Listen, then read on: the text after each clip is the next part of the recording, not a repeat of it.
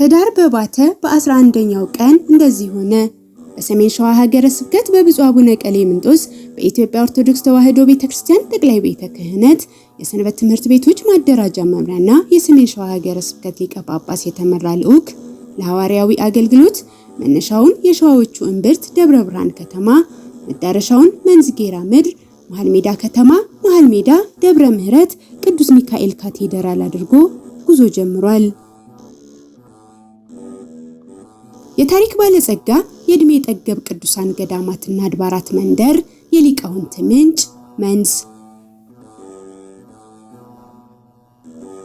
መንዝ የስሙን ትርጓሜ ያገኘው መልአኩ ቅዱስ ኡራኤል የክርስቶስን ደም የነዛበት የረጨበት ቅዱስ ስፍራ የመድኃኔዓለም ክርስቶስ የደም ጽዋው የተሰወረበት መጓ ኡራኤልን ጨምሮ የምህረት ጠል የሚፈስባቸው መካናት መገኛ በመሆኑ እንደሆነ ይነገርለታል።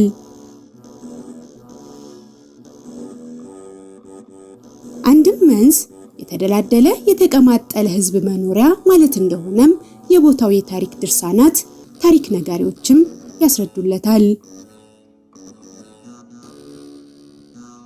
በብፁዕ አቡነ ቀሌምንጦስ የተመራው ልዑክ ማልዶ ወደ መንዝ ሲያቀና በስተሰሜን ጠመዝማዛውን የቀይት ጎዳና ተጉዞ ጣርማበር ደርሷል።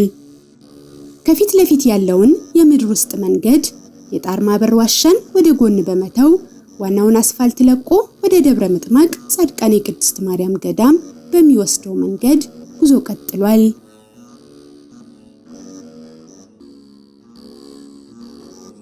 የገዳማት እናት የቅድስና ሰገነት የታሪክ ምንጭ ደብረ ምጥማቅ ጻድቃኔ ቅድስት ማርያም ገዳምን በማለዳ ተሳለምናት። በዚህ መንገድ የሚጓዝ ሁሉ መንዝ ሲነሳ አብሮ የሚነሳው የመንገዱን አስቸጋሪነት በተግባር አይቶ የአካባቢው ማህበረሰብ በዚህ አስከፊ የመንገድ ችግር ውስጥ ስለመኖሩ ከልቡ አዝኖ በቁጭት መወዝወዙ አይቀርም።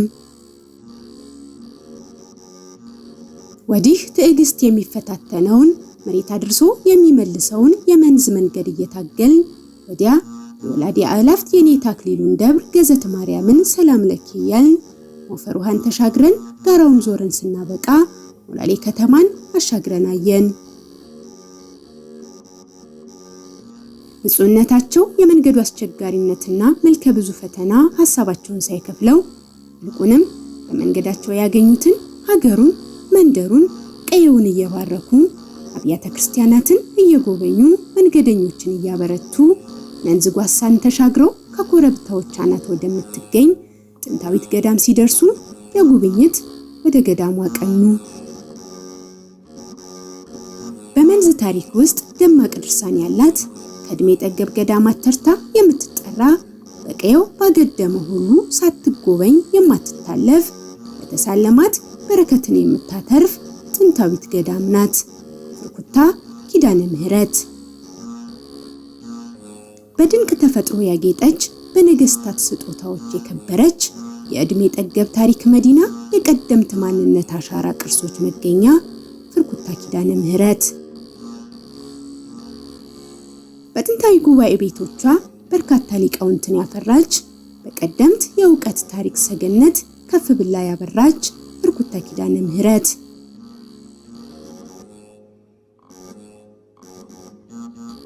ብፁዕነታቸው ደጇን ተሳልመው ዙሪያዋን ዞረው ቅጽሯን ጎብኝተው ታሪኳን ለልዑካኑ ነገሩላት።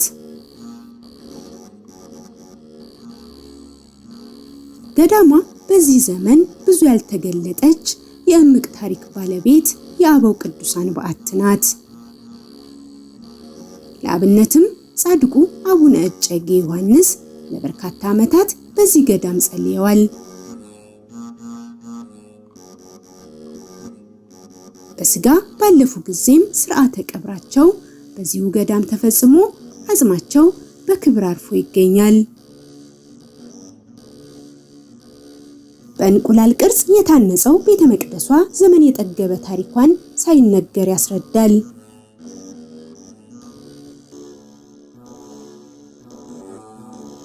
ብፁዕነታቸው ታሪኳን ነግረውላት ከአውደ ምህረቷ አርፈው በቅጽሯ ከከተሙ እድሜ ጠገበ አበው ጋር አውግተው ደጀ ሰላማን ባርከው ዳግመኛ እስከሚመለሱባት ናፍቀው በአካል ተሰናብተዋት ጉዟቸውን ቀጠሉ።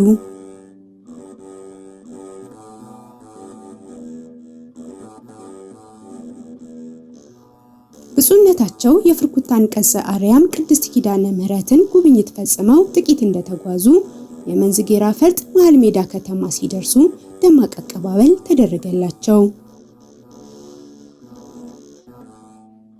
ልብሰ ተክህኖ የለበሱ ካህናት፣ የሰንበት ትምህርት ቤት ዘማሪያን፣ ሊቃውንተ ቤተ ክርስቲያን እንዲሁም በስፍራው የተገኙ ምዕመናን ለብፁዕነታቸው እንኳን ደህና መጡልን አቀባበል አደረጉላቸው። በከተማው መሃል የሚገኘው በአሰራር ጥበቡ የሰሪዎቹን እጆች ያስመሰገነው የመሃል ሜዳ ቅዱስ ሚካኤል ካቴድራል ህንጻ ቤተክርስቲያን ዓመታዊውን የህዳር ሚካኤል ክብረ በዓል ለማክበር ቅድመ ዝግጅት መጠናቀቁን ያበስራል።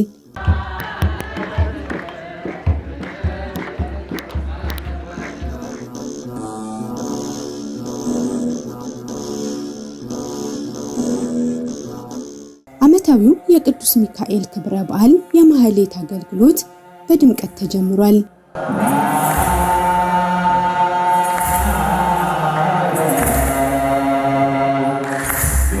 ከሩቅም ከቅርብም የተሰበሰቡ ሊቃውንተ ቤተ ክርስቲያን ለሰማያዊ አገልግሎት ከፊቱ ተሰልፈዋል።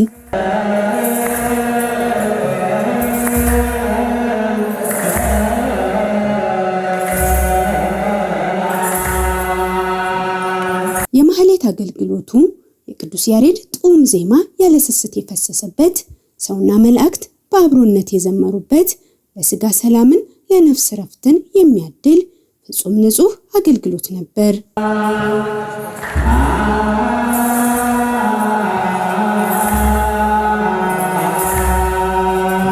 ብፁዕነታቸው በማህሌት አገልግሎቱ ከሊቃውንቱ ጋር በምስጋና አድረዋል።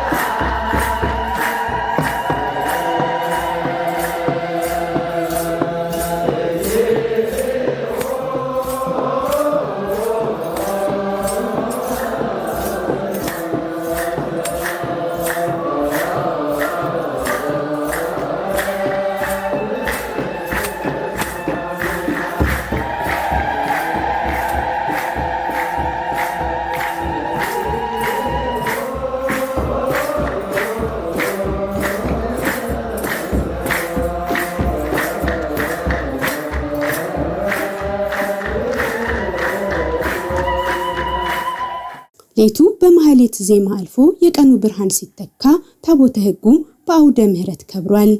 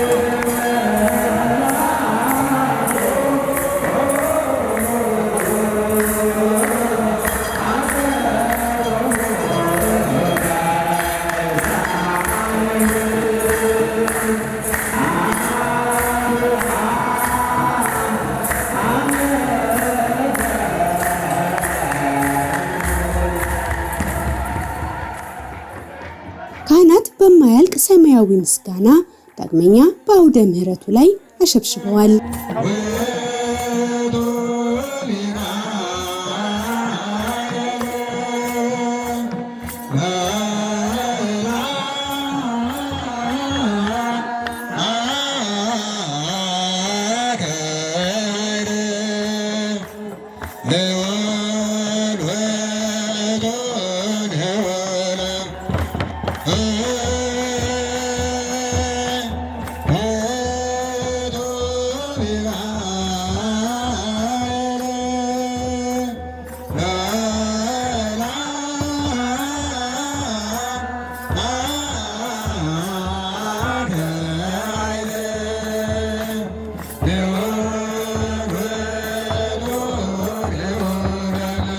የሰንበት ትምህርት ቤት ዘማሪያን የዕለቱን ምስጋና ወረብ አቅርበዋል።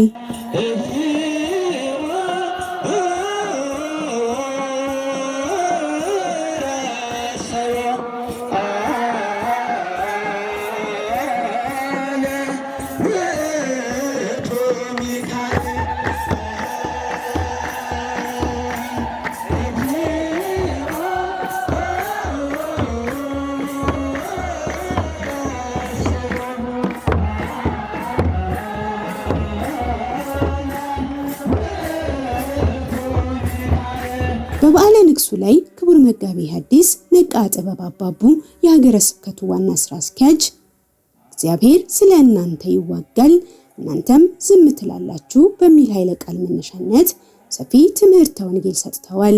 ይህች ዕለት የታላቁ መልአክ የቅዱስ ሚካኤል ፈጥኖ ደራሽነት አማላጅነት የተገለጠበት የእግዚአብሔር ምሕረት ቸርነት የታየበት የሰው ልጆች የዘመናት ጩኸት መልስ ያገኘበት የነጻነት ቀን ነው። ሚካኤል ማለት የስሙ ትርጓሜ ማን እንደ እግዚአብሔር ማለት ነው። ማን እንደ እግዚአብሔር። ቅዱስ ያሬድ በድጓው እንዲህ ያለ አመሰግነዋል። ሚካኤል እመላእክት መኑ ከማከልኦን፣ ሚካኤል ሆይ ከመላእክት አለቆች እንዳንተ ደግ እንዳንተ ቸር እንዳንተ ርኅሩህ ማን ነው? አስተምህር ለነ ሰአልናከ በአሰርቱ አርባዕቱ ትንብልናከ፣ በ14ቶቹ ልመናህ አማልደን ይለዋል ሊቁ ቅዱስ ያሬድ። በ14ቱ ልመናዎች አማልደን በማለት ቅዱስ ሚካኤልን እንደተማጸነ አንስተው 14ቱ ልመናዎች የተባሉትን ከብሉይና ሐዲስ ኪዳናት አብራርተዋል። ክቡር ስራ አስኪያጁ በትምህርታቸው እስራኤላውያን ችግር በገጠማቸው ጊዜ 70 ነፍስ ሆነው ወደ ግብጽ መሰደዳቸውን በዚያም በዮሴፍ አማካኝነት ተከብረው ይኖሩ እንደነበር፣ ዮሴፍ በሞተ ጊዜ ክፉ ንጉስ እንደተነሳ፣ ንጉሱም የእስራኤላውያን መብዛት ረፍት ስለነሳው መከራ ሊያበዛባቸው የሚችል አዋጅ እንዳወጀባቸው ገልጠዋል። እስራኤል ዘስጋ በዮሴፍ አማካኝነት ከያዕቆብ አብራክ የተከፈሉ 70 ነፍስ ሆነው ዳቦ ፍለጋ፣ ስንዴ ፍለጋ፣ እንጀራ ፍለጋ በስደት ግብጽ ገቡ ይለናል የእግዚአብሔር ልጆች። ረሃብ ክፉ ነው፣ ማጣት ክፉ ነው፣ ስደት ክፉ ነው። የእግዚአብሔር ልጆች አማካኝነት ተከብረው ይኖሩ ጀመረ። ሆኖም ታዲያ ዮሴፍ ሞተና አመፀኛ ንጉስ ተነሳ ይላል። የሕዝቡንም ቁጥር አያቸው፣ ተመለከታቸው። እስራኤል ዘስጋ በዝተዋል፣ ምድሪቱን አስጨንቀዋል፣ ምድሪቱን ሞልተዋል። ንጉሱም አየና እንዲህ አለ፣ እነዚህ እኮ ከኛ ሕዝብ በላይ በዝተዋል። ጠላት የተነሳብን እንደሆነ ከጠላት ጋራ ተደምረው ሊያጠፉን ይችላሉ። ሳይቀድሙን እንቅደማቸው፣ አስጨንቀን እናሳንሳቸው፣ ገርለን ከቁጥርና ጉላቸው ብሎ ንጉሱ አዋጅ አወጀ። የሚገርመው ነገር ግን ባስጨነቋቸው መጠን እስራኤላውያን በዙ ይላል። ክብር ለእግዚአብሔር ይሁን። የእግዚአብሔር ልጆች የእስራኤላውያን ወንዶች ልጆች ሲወለዱ በአዋላጆቻቸው እጅ እንዲሞቱ ፈርዖን አዋጅ ባወጀ ጊዜ በግብጽ ምድር ሙሴ መወለዱን አንስተው እናቱ ልትሸሽገው ልታድነው ስላልቻለች ወደ ባህር እንደጣለችው በንጉሱ ልጅ አማካኝነትም ከባህር ወጥቶ በእግዚአብሔር ፈቃድ በእናቱ እጅ በፈርዖን ቤት በክብር ማደጉን ኋላም ከንጉሱ ቤት መሰደዱን አንስተዋል። እስራኤልን አስጨነቋቸው። እስራኤል በዙ። የእግዚአብሔር ልጆች እንደሄ ነገር ምንድነው? አስጨንቋቸው አልኳችሁ፣ እነርሱ በዙ። ትርጉሙ ምንድነው ብሎ ወንድ ሲወለድ ያነቁ የሚገርሉ አዋላጅ 2 ሴቶችን አስቀመጠ። የእግዚአብሔር ልጆች እነዚያ 2 ሴቶችም እግዚአብሔር ልባቸውን አራራውና ወንድ ሲወለድ እንዳይገርሏቸው ጠበቋቸው ይላል የእግዚአብሔር ልጆች። ንጉሡ ጠራና ወንድ ሲወለድ እንድትገድሉ ሴቶችን እንድትዋቸው አዋጅ አውጄ ነበረ። ምን ነው ሀዲያ የእስራኤል ቁጥር አልቀነሰ ብሎ ጠየቃቸው። እነዚያ የግብፅ ሴቶች እንዲህ ብለው መለሱ፣ የዕብራውያን ሴቶች እንደኛ አይደሉም፣ አዋላጅ አይፈልጉም።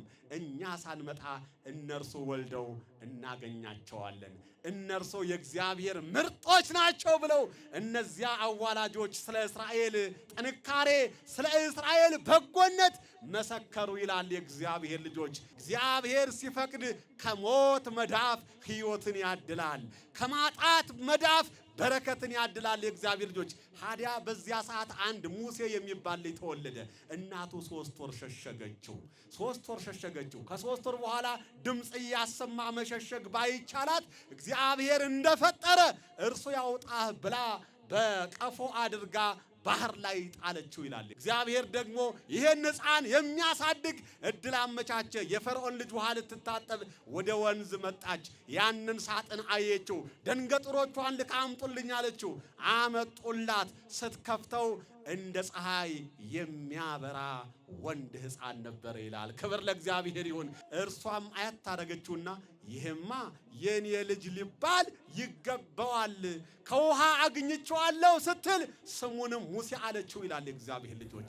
ሙሴ በስደት ላይ ሳለ የእስራኤል ዘስጋን ጩኸት እግዚአብሔር በራሔል እንባ አማካኝነት ተመልክቶ የ430 ዘመን የእስራኤላውያንን እንባ ተቀብሎ ሙሴ ሕዝቡን ከግብፅ እንዲያወጣቸው እንደጠራውም ገልጠዋል። እግዚአብሔር እንዲህ አለ፣ የእስራኤላውያንን መከራ አይቻለሁ፣ የእስራኤላውያንን ጩኸት አይቻለሁ፣ ሕዝቤን ይቅር እላለሁ አለና ወደ ሙሴ መልእክት አመጣ።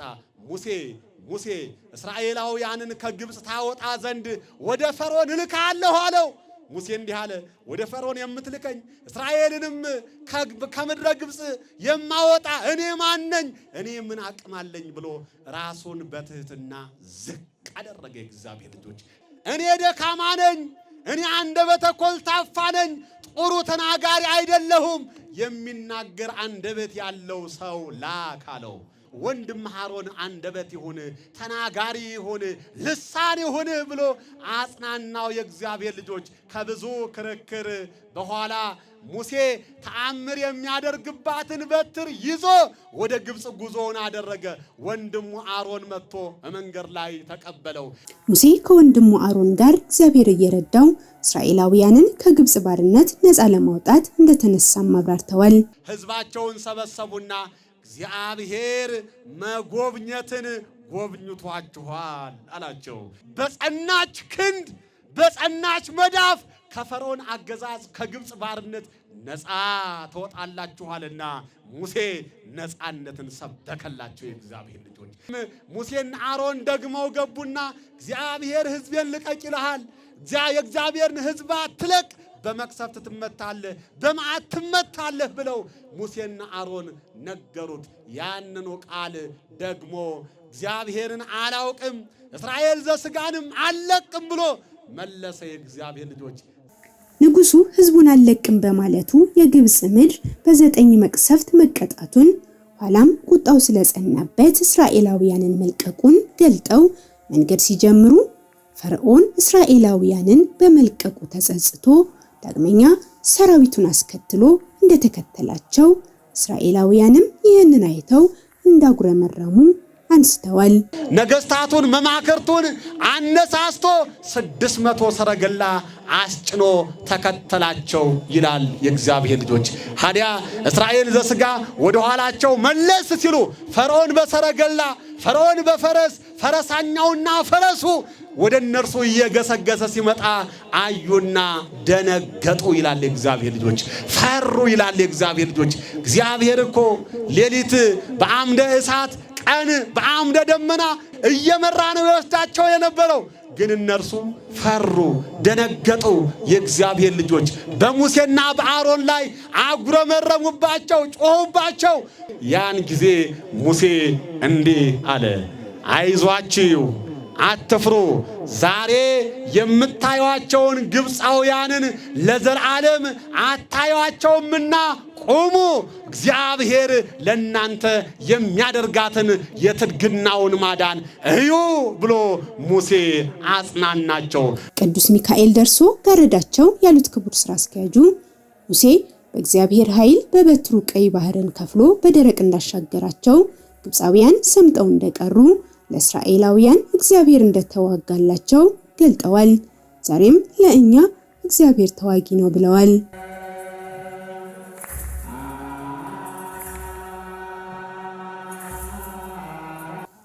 ብፁዕ አቡነ ቀሌምንጦስ ቀዳማዊ የሀገረ ስብከቱ ሊቀ ጳጳስ በክብረ በዓሉ ላይ በሰጡት ቃለ በረከት ዛሬ የተደራረበ በዓል ነው፣ ብዙ ጊዜ የምንናገረው ግን ስለ እስራኤላውያን ታሪክ ነው ያሉ ሲሆን እስራኤላውያን ከሀገራቸው ችግር አስወጣቸው፣ ነገር ግን በግብጽ በፈተና በመከራ ውስጥ ሆነው እግዚአብሔርን ማምለክን አልተውም ነበር። ይህ ታማኝነት ነው ብለዋል። ዛሬ ያው የተደራረበ በዓል ነው፣ ግን ብዙውን ጊዜ የምንናገረው ስለ እስራኤል ነው። የምንናገርበት ምክንያት በመከራ ውስጥ የነበሩ፣ በችግር ውስጥ የነበሩ፣ ነፃነት የሌላቸው፣ ነፃነት አጥተው በፈተና ውስጥ የነበሩ ሕዝበ እግዚአብሔር ስለነበሩ ነው። ከሀገራቸው ረሃብ ችግር አስወጣቸው። ወደ ግብፅ እንጀራ ፍለጋ በሄዱ ጊዜ በረሃብ ውስጥ ሆነው፣ በችግር ውስጥ ሆነው እግዚአብሔር አምላካቸውን ማምለክን፣ አምላካቸውን መጠየቅን አላቋረጡም። የነበሩ በስቃይ ነው፣ በመከራ ነው። ነፃነት አልነበራቸውም። ተሰቃይተው የሚኖሩ ናቸው። ምንም በፈተና ውስጥ ቢሆኑ፣ ምንም በመከራ ውስጥ ቢሆኑ፣ ምንም ከአቅም በላይ የሆነ ችግር ቢገጥማቸውም እስራኤል 3 ነገሮችን አልተውም። አንደኛው አምላካቸውን እግዚአብሔርን ማመንን፣ መለመንን፣ ተስፋ ማድረግን ማለት ነው። እግዚአብሔርን አልተጠራጠሩትም። እግዚአብሔር ከመከራ ከችግር ከፈተና እንደሚያወጣቸው ያምኑ ነበር። ሁለተኛው ደግሞ ቋንቋቸው ሂብሩ ነው። ዕብራይስጥ ቋንቋቸውን አልለወጡም። ለልጆቻቸው ለሕፃናቱ ያስተምሩ ነበር። የሚወለዱት ሕፃናት አምላካቸውን እንዲያውቁ፣ ታሪካቸውን እንዲያውቁ፣ ቋንቋቸውን እንዲረዱ ያስተምሩ ነበር፣ ይነግሯቸዋል። በአሕዛብ መካከል ሲኖሩ የአሕዛብ ጠባይ፣ የአሕዛብ መጥፎ ጠባይ እንዳይዛወር እንዳይዛመትባቸው ልጆቻቸውን ይንከባከባሉ። በሶስተኛ ደረጃ ደግሞ ባህላቸው ነው፣ እስራኤላዊ ባህል አልተውም ማለት ነው ወገኖቼ። ወንዶች ልጆች ሲወለዱ እንዲሞቱ ሞት ቢታወጅባቸውም እግዚአብሔር ግን ምክንያት አለውና በችግር በፈተና አንጻር የምህረት በር አለውና የማዳን መንገድ አለውና ይጠፉ ዘንድም አልፈቀደምና ጠበቃቸው፣ አበዛቸው። 70 ሆነው ወደ ግብጽ የወረዱት በስተው እንዲመለሱ ፈቃዱ ሆነ። እግዚአብሔር በሕጉ ለሚጓዙ ምህረቱ ቅርብ ነው ሲሉ አክለዋል። ሀገራችንን ይወሩናል፣ ምድራችን ያሳጡናል፣ በዙብን።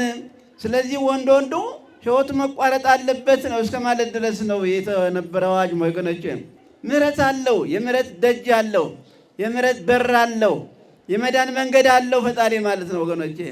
እግዚአብሔር ግን ሰዎቹ ቢሉ፣ ኃላፊዎቹ ቢሉ፣ ወይም መሪዎቹ ቢናገሩ፣ አዋጅ ቢያሳወጁ እግዚአብሔር ግን አልፈቀደም ነበር። እግዚአብሔር ይጠብቃቸው ነበር ማለት ነው ወገኖቼ። ጠበቃቸው፣ አበዛቸው። የእግዚአብሔር ፈቃዱ ይህ ነው። በስርዓት መኖር፣ በሕግ መገዛት፣ እግዚአብሔርን መውደድ፣ እግዚአብሔርን ማፍቀር ይላል። የእግዚአብሔር ፈቃዱ ነው ይላል። ይህም በመሆኑ በመልካም ስነ ምግባራችሁ፣ በመልካም ሕይወታችሁ፣ በመልካም እንቅስቃሴያችሁ ክፉ ሰዎችን ይላል ምላሽ ታሳጧቸዋላችሁ ይላል። መጥፎ ሰዎችን እንዳትበዙ፣ እንዳትቀጥሉ፣ በሕይወት እንዳትኖሩ የሚገዳደሯችሁን መልስ ታሳጣቸዋላችሁ ይላል ቅዱስ ጴጥሮስ ሲናገር። ነቢየ እግዚአብሔር ዳዊትም እንደዚህ ነው የሚለው፣ ከመይርሰው ግብረ እግዚአብሔር ይላል። ለልጆች ንገሯቸው ነው። እንደ እስራኤል ታሪካቸውን፣ እምነታቸውን፣ ስርዓታቸውን እንዳይዘነጉ ይላል ንገሯቸው። ለልጆቹ ለወጣቶቹ አስረዷቸው ነው የሚለው።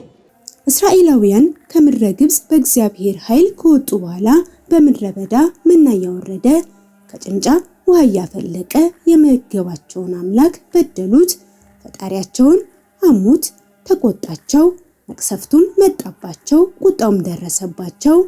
ሰው በመከራ በችግር ጊዜ ወደ እግዚአብሔር ቤት ይሄዳል፣ ችግሩ ሲወገድለት ግን በእግዚአብሔር ላይ ይነሳሳል በማለት በምሳሌ አስረድተዋል። እስራኤል እግዚአብሔር በጎ ስራ ሰራላቸው፣ መልካም ነገር አደረገላቸው።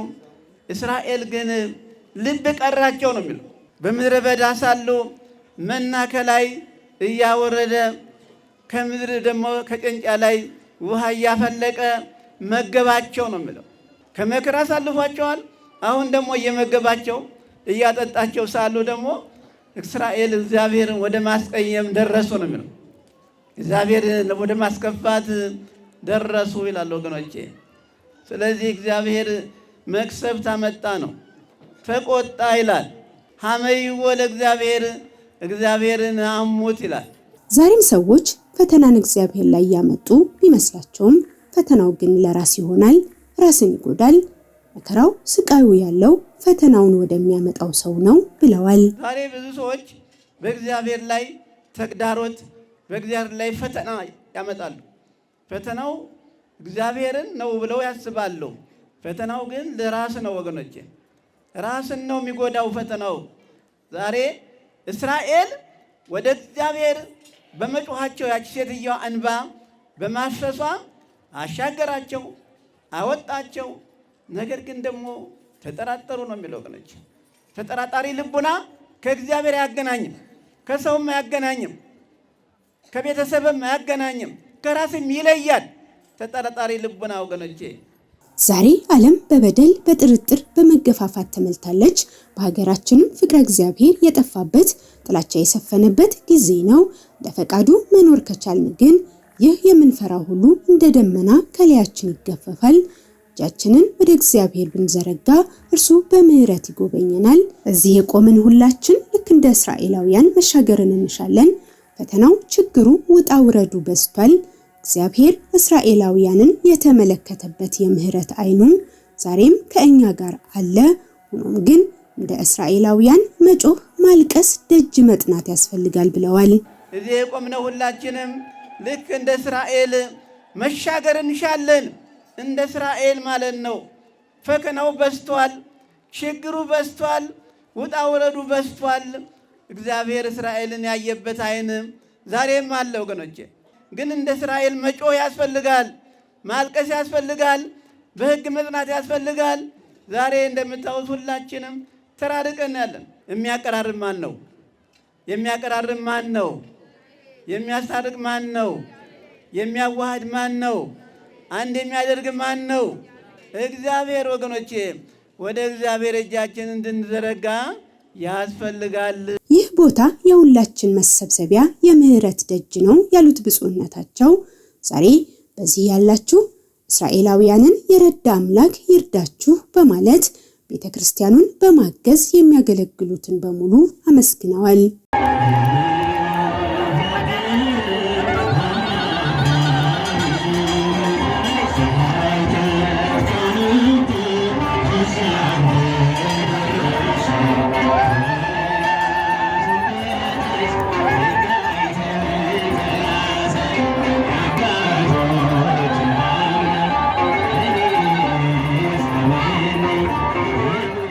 ብፁዕነታቸው በክብረ በዓሉ ፍጻሜ ሥርዓተ ቅዳሴ ካከናወኑ በኋላ ያለ እረፍት ለሌላ አገልግሎት ተነስተዋል። የመሃል ሜዳ ደብረ ምሕረት ቅዱስ ሚካኤል ካቴድራል ሰንበት ትምህርት ቤት አዳራሽን መርቀው ለአገልግሎት ክፍት አድርገዋል።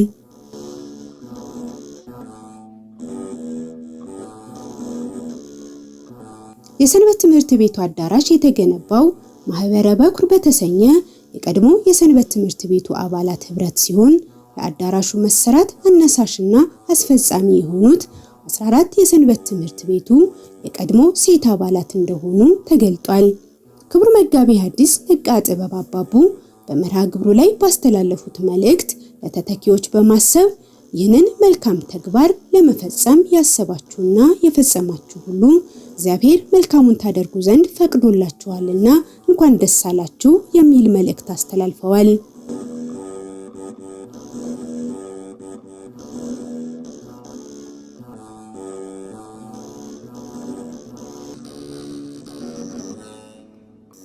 ብፁዕነታቸው በምረቃ መርሃ ግብሩ ላይ በሰጡት አባታዊ ቃለ በረከት ለአዲሱ ትውልድ በማሰብ ይህንን በጎ ተግባር ለመፈጸም ያነሳሱና ያስፈጸሙ ያገዙ አካላትን ሁሉ አመስግነዋል።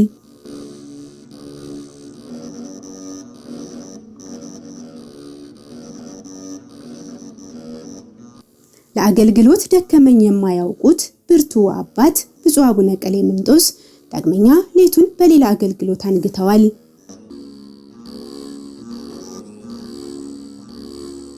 በመሃል ሜዳ ደብረ ምሕረት ቅዱስ ሚካኤል ካቴድራል መመዘኛውን ወስደው ላለፉ 597 ደቀ መዛሙርት የዲቁና እና ለ51 ዲያቆናት የቅስና ስልጣነ ክህነት አዲስ በመረቁት የካቴድራሉ ሰንበት ትምህርት ቤት አዳራሽ ሰጥተዋል።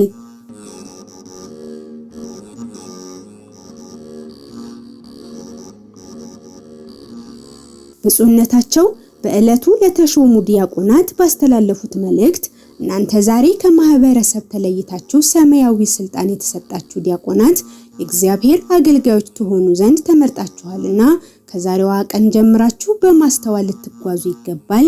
ክህነታችሁንና ሃይማኖታችሁን ትጠብቁ ዘንድ አደራ እንላለን።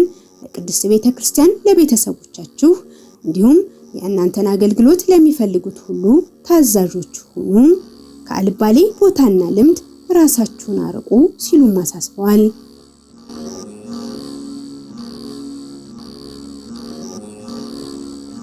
ብፁዕነታቸው አክለውም የቅስና ስልጣነ ክህነት ለተቀበሉ ቀሳውስት ባስተላለፉት መልእክት እናንተ ዛሬ ዳግመኛ ለበለጠ ከፍተኛ ኃላፊነት የተሾማችሁ ቀሳውስት ሃይማኖታችሁን ትጠብቁ፣ የክህነት ረዳቶቻችሁን ትንከባከቡ ዘንድ አደራ እንላችኋለን። ለአገልግሎት ተፋጠኑ፣ ዕውቀትን ፈልጉ፣ ልጆቻችሁን ለመባረክ እንጂ ለክፉ ስራ አትዘርጉ፣ ለተሰጣችሁ ኃላፊነት ታማኝ ሁኑ በማለት ሰፊ አባታዊ መመሪያ ሰጥተዋል።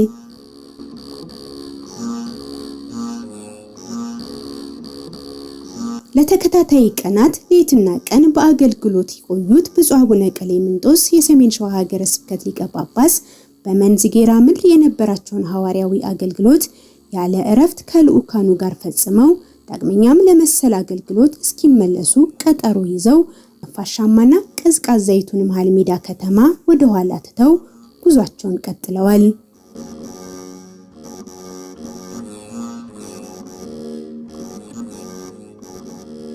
የመንዝን መልከ ብዙ ፈታኝ መንገድ ለሰዓታት ተጉዘን ሰላ ድንጋይ ስንደርስ ብፁዕነታቸው በግንባታ ላይ የሚገኘውን የሰላ ድንጋይ ደብረ ታቦር ቅዱስ ገብርኤል ሕንጻ ቤተክርስቲያንን እንዲሁም የቤተልሔም ግንባታውን ጎብኝተዋል።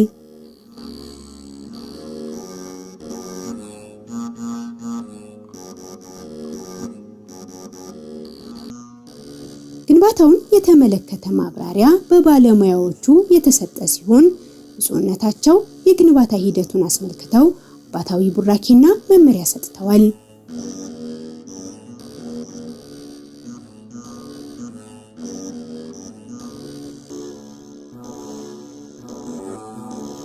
ከመነሻው የተሳለምናትን የዘራ ያዕቆብ እመቤት ደብረ ምጥማቅ ጻድቃኔ ቅድስት ማርያም ገዳምን ስመን ሁሉ እንዲሆን የፈቀደ ሁሉ በእጁ ያለ አምላክን አመሰገንን። የሀገረ ስብከቱ ልዑካን መጋቤ ሐዲስ ቃለ ጽድቅ አሰፋ በኢትዮጵያ ኦርቶዶክስ ተዋሕዶ ቤተክርስቲያን መንበረ ፓትርያርክ ጠቅላይ ቤተ ክህነት የትንሣኤ ዘጉባኤ ማተሚያ ድርጅት ምክትል ስራ አስኪያጅ መላከ ሰላም ቆሞስ አባ ወልደ ጊዮርጊስ ከተማ የደብረ ምጥማቅ ጻድቃኔ ቅድስት ማርያም ገዳም አስተዳዳሪና የሰሜን ሸዋ ሀገረ ስብከት የገዳማት ክፍል ኃላፊ ሊቀ ማእምራን የኔታ ጥበበ ሥላሴ ገብረ ጻድቅ የላይ ዘብር ቅዱስ ገብርኤል ቤተክርስቲያን የአቋቋምና የዝማሬ ወመዋስዕት መምህር የወረዳ ሊቃነ ካህናትና ጸሐፍት የአብነት መምህራንና ደቀ መዛሙርት ሰንበት ትምህርት ቤት ዘማሪያን እንዲሁም በርካታ ቁጥር ያላቸው ምዕመናን በዓሉን ለማክበር ከሩቅም ከቅርብም ተሰብስበዋል። ከበረከቱ ተካፍለዋል። ሰላም